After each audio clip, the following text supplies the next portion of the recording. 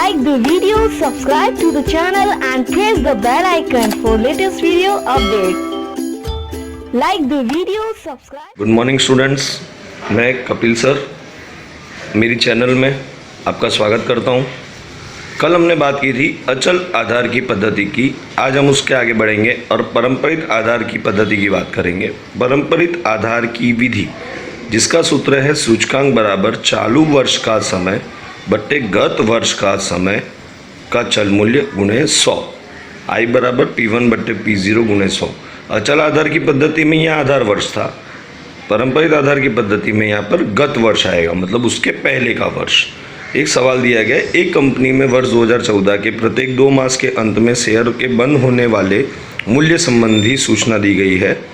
इस सूचना से परंपरित आधार की विधि का सूचकांक ज्ञात कीजिए। कौन सी पद्धति निकालनी है? परंपरित आधार की विधि। अब जरा सॉल्यूशन देखते हैं।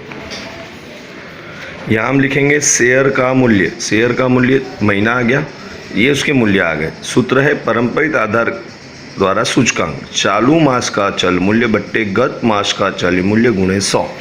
तो पहले वाले मूल्य के लिए गत वर्ष का मूल्य क्या होगा? तो इसके गत वर्ष में कोई मूल्य नहीं है, इसलिए इसका गत मूल्य सेम रहेगा। तो 22 बट्टे 22 गुणे 100, तो ये आंसर हो जाएगा 100।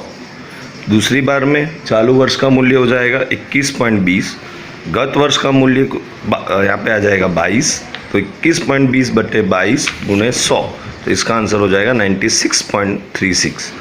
फिर वापस चालू वर्ष का मूल्य 22, गत वर्ष का मूल्य 21.20 गुणे 100, तो इसका आंसर आ जाएगा। वैसे आप परंपरित आधार की रीति से गत वर्ष मतलब 26 के बट्टे में क्या आएगा 24.70, 24.70 के बट्टे में क्या आएगा 23, 23 के बट्टे में 22, 22 के बट्टे में 21.20, इस प्रकार से निकाला जाएगा।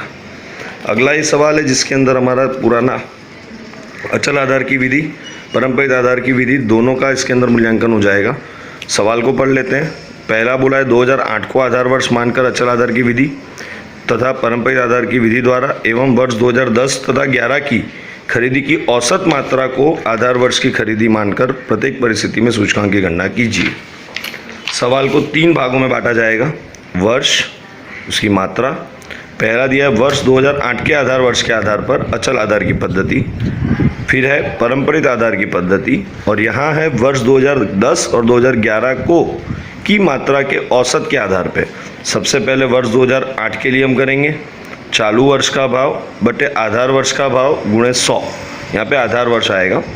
परंपरित आधार की विधि के लिए चालू वर्ष का चल मूल्य बटे गत वर्ष का चल मूल्य गुणे 100, और इसमें औसत आएगा। अब मात्रा की बात करें तो पहले में आएगा 230 बटे 230 गुणे 100, 250 बटे 230, 230 बटे 230, 250 बटे 230, 270 बटे 230, 280 बटे 230, 300 बटे 230 और 300 बटे 230। इस प्रकार से पहले वाला निकलेगा। परंपरित आधार में उसके ऊपर वाले वर्ष का तो पहले में तो 230 ही आएगा, दूसरे में 250 बटे 230, 230 बटे 250, 250 बटे 230, 270 बटे 250, 280 बटे 270, 300 बटे 280, 300 बटे 300। तीसरी में बोला है वर्ष 2010-2011 की मात्रा को औसत लेके करना है, तो 10 और 11, तो 2010 की औसत 230, 2011 में 250, दोनों का टोटल करेंगे और 2 से भाग देंगे तो आएगा 240, तो सबके बटे में क्या आ जाएगा 240। तो आज के लिए हम ये 2 उदाहरण करेंगे और इसके परंपरित आधार के गुण दोष और अचल आधार के गुण दोष को याद करेंगे। किसी को कोई भी तकलीफ़ हो तो आप मुझे कांटेक्ट कर सकते हैं, मेरे व्हाट्सएप पे कर कीजिए या मुझे डायरेक्ट फ़ोन कर लीजिए। भोले बाबा की जय।